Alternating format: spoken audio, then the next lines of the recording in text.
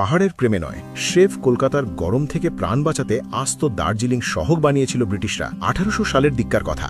বাংলার May June মাসের অসহ্য গরম আর ম্যালেরিয়ায় ব্রিটিশ অফিসাররা তখন রীতিমতো পোকামাকড়ের মতো মারা যাচ্ছে। কলকাতা তখন গোটা ভারতের রাজধানী ঠিকই, কিন্তু গরম পড়লেই সেটা ওদের কাছে নরক হয়ে যেত।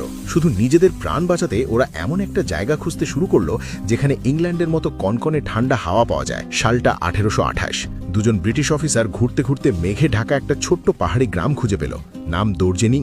কিন্তু পাহাড়টা তখন স্বাধীন সিকিমের অংশ, জোর করে দখল করতে গেলে যুদ্ধ হবে। তাই ধূর্ত ব্রিটিশরা খেলল এক নোংরা পলিটিক্স।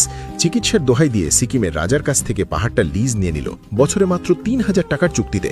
জঙ্গল কেটে রাতারাতি তৈরি হলো মিনি লন্ডন, আজকের দার্জিলিং। আর সবচেয়ে বড় পাগলামিটা কি জানেন? গরমকাল পড়লেই পুরো ব্রিটিশ সরকারের সমস্ত মন্ত্রী আর দরকারি ফাইলপত্র ঘোড়ার গাড়িতে করে কলকাতা থেকে 600 কিলোমিটার দূরে পাহাড়ের চূড়ায় উঠে যেত।